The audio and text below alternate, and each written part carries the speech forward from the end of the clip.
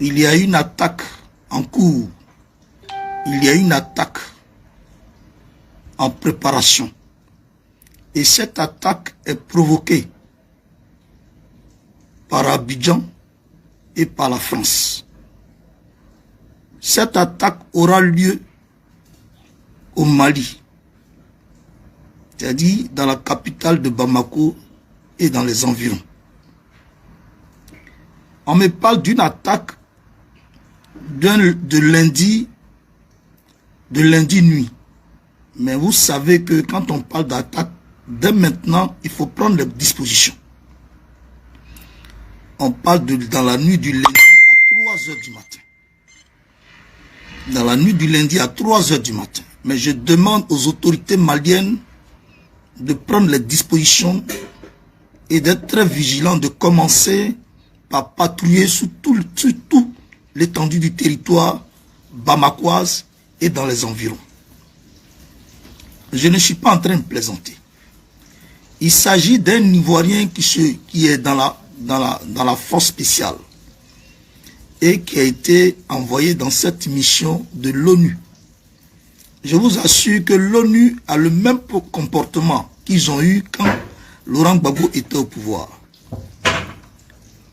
La France veut déstabiliser, Assimi Goïta veut déstabiliser le Mali en exploitant et en utilisant les mouvements et les démarches de la MINUSMA au Mali. Donc, ils ont pris des Ivoiriens qui sont dans la force spéciale, ils les ont pris et ils les ont envoyés dans le désert au Mali, vers la frontière du Niger, par hélicoptère. Ils ont été déversés dans le désert. L'attaque qui a eu lieu hier, vendredi, à 5 h du matin, il y a eu pratiquement 72 morts. Voilà, les gens parlent de 7 morts, mais ce n'est pas vrai. Il y a eu 72 morts, il y a même des Français qu'on a tués dedans. Donc l'Ivoirien qui se retrouve dans cette force spéciale et qui est dans ce groupe-là, pour attaquer là, dans ce groupe terroriste et djihadiste là, est en train de pleurer. Il ne veut pas mourir. Donc il a envoyé quelqu'un me faire cette commission pour que je vous la transmette. Les gens veulent attaquer, surtout les terroristes, les djihadistes, mais qui sont soutenus par Draman Ouattara et par la France de Macron. Ils veulent attaquer entre cette nuit du samedi et la nuit de lundi jusqu'au mardi. Voilà l'information qu'on me donne. Il y a un Ivoirien qui est dedans et qui est de la force spéciale. Lui, on lui a dit d'aller en mission, il a obéi. Et bizarrement, il se retrouve dans le désert avec les militaires français et un certain groupe de personnes. Donc, il ne veut pas mourir, il pleure. Et il demande que je donne cette information. Donc, je donne cette information, transmettez et amenez à cheminer la vidéo, le direct, vers les autorités maliennes. Parce que les gens veulent encore attaquer. Ceux qui veulent attaquer, vous les connaissez. On leur donne toujours le nom de terroristes et de djihadistes. Ce sont les Français et c'est Alassane Draman Ouattara et les Français qui font ça. Donc je suis en train de donner une information très importante et très urgente à traiter. Je vais vous donner une preuve. Je ne peux pas soutenir la déstabilisation d'un pays. Jamais. Même si les Maliens ont fait ça avant, moi, je ne pourrais pas le faire. Voilà. Je ne pourrais pas le faire, je n'ai pas l'intention de faire ça. Voilà. Donc, s'il y a à dénoncer quelque chose, je vais dénoncer. Il y a une attaque en préparation et en cours. Dès cette nuit jusqu'au mardi. Et c'est la nuit, ils ont parlé de 3 h du matin. Je vais vous faire écouter cet audio.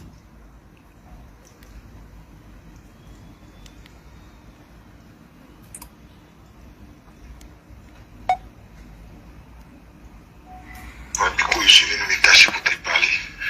Tu sais, mon frère qui est dedans, il est en train de pleurer parce qu'il dit qu'ils ont tué tous les gars. Ils ont dit qu'il y a eu 7 morts, mais c'est faux. Hein. Ils ont tué au moins 72 personnes. Voilà, c'est 72 personnes qu'ils ont tuées. Il y avait des Français.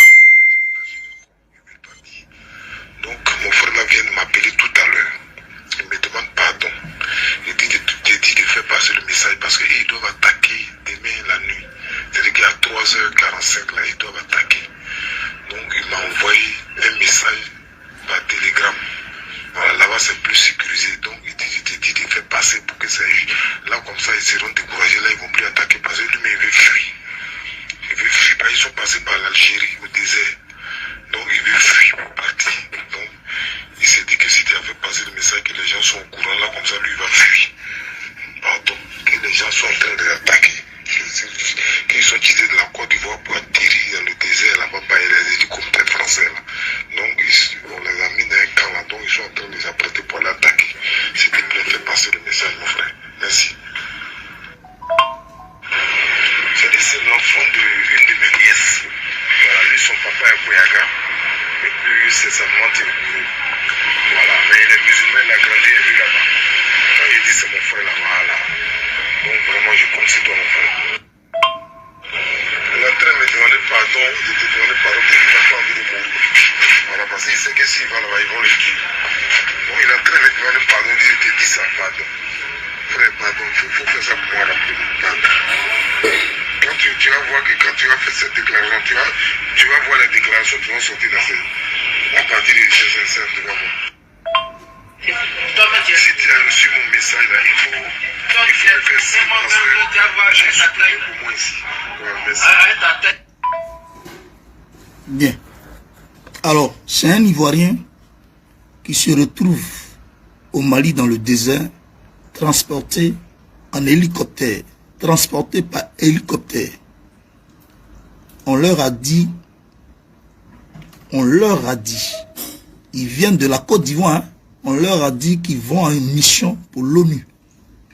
Donc, ils ont été transportés par hélicoptère pour atterrir dans le désert au Mali. Là, quand il y a eu l'attaque du 12 juillet, hier, là, il y a eu 72 morts. Je reprends, hein, il y a eu 72 morts. Parce que dans tout combat de guerre, il faut être réservé. Et parmi les 72 morts, il y a eu des Français qui sont morts. Il dit dans le désert, là, les militaires russes là, sont très efficaces et très forts. Donc les Français ne tiennent pas, les Français ne résistent pas. Lui, il est ivoirien, il est Koyaka, de père et gourou de par sa mère. Donc il n'a pas envie de mourir, il est en train de pleurer. Donc je vous donne cette information pour dire qu'à compter de ce soir jusqu'au mardi, ils ont déjà programmé une attaque, pour ne pas dire des attaques, sur Bamako et dans les environs. Il faut partager cette vidéo au maximum pour que les autorités maliennes se préparent et s'apprêtent, mais soient aussi très très vigilants. L'attaque est provoquée par l'armée française et voulue par les autorités françaises et par les autorités ivoiriennes, en l'occurrence Alassane Dramane Ouattara. Ouattara prend enfant des gens pour aller déstabiliser le pays. Ce qu'il a toujours fait.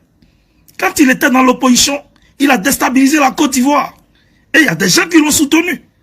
Aujourd'hui, le même Ouattara est en train de déstabiliser le Mali.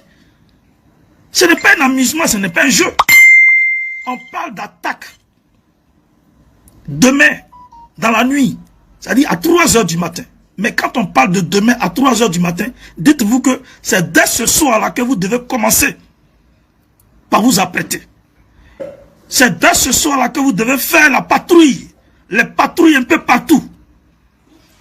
C'est dès ce soir-là. Aujourd'hui, c'est samedi. Toute la nuit, vous devez faire les patrouilles. Jusqu'au mardi nuit, vous devez faire les patrouilles jusqu'au mercredi. Parce qu'ils ont déjà programmé comme ça. Les militaires français, les autorités françaises ont programmé ça comme ça. Les autorités françaises ont programmé ça comme ça. Et à partir de ma déclaration, je suis sûr qu'ils vont changer de stratégie. Donc il faut demander à vos alliés russes de s'apprêter. Je suis sûr qu'ils ont des brides d'informations. Parce qu'en matière de renseignement, ils sont très forts. Mais l'interlocuteur me dit que l'armée russe, la société Wagner sur le terrain est très efficace. Les militaires français, le contingent appelé à déstabiliser le Mali est toujours en train d'échouer. Ils sont toujours stoppés par cette armée privée qu'on appelle Wagner. Mais les Ivoiriens qu'on envoie dans cette sale guerre-là sont en train de pleurer. Ils ne veulent pas faire la guerre. On les a trompés, on leur a dit que vous allez en mission sous le compte de l'ONU. Et puis bizarrement, ils se retrouvent dans le désert du Mali. Avec des personnes qui ne connaissent pas. Composées de militaires français. Pour déstabiliser le Mali. Il faut donner l'information à qui de droit. Maintenant, je vais m'arrêter là pour vous dire que je suis ouvert.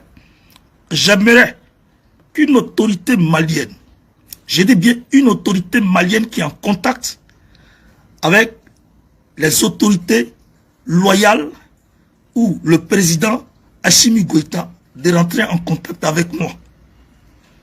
Parce qu'il y a des informations que je n'ai pas envie de donner en direct. Je veux donner ces informations-là au président du Mali et aux autorités de la transition malienne. Voilà.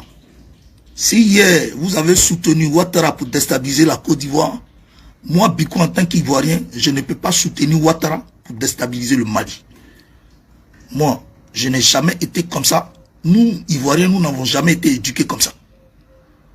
Au contraire, nous souhaitons que vous fassiez tout pour mettre fin au pouvoir d'Alassane Draman Ouattara, qui exerce un pouvoir illégal en Côte d'Ivoire. Notre objectif, c'est que ce dernier-là, il quitte le pouvoir. Il est devenu un grand danger pour la sous-région. Avant, c'était Blaise Compaoré que les Français utilisaient. Avant, c'était Blaise Compaoré que les Français utilisaient pour déstabiliser la sous-région. Aujourd'hui, c'est Alassane Draman Ouattara qu'ils utilisent pour déstabiliser la sous-région. Donc, le problème que nous avons en commun, là, le danger que nous avons en commun, c'est Alassane Draman Ouattara. Ce n'est pas quelqu'un d'autre. Le jour que Ouattara quitte le pouvoir en Côte d'Ivoire, vous aurez la tranquillité dans la sous-région.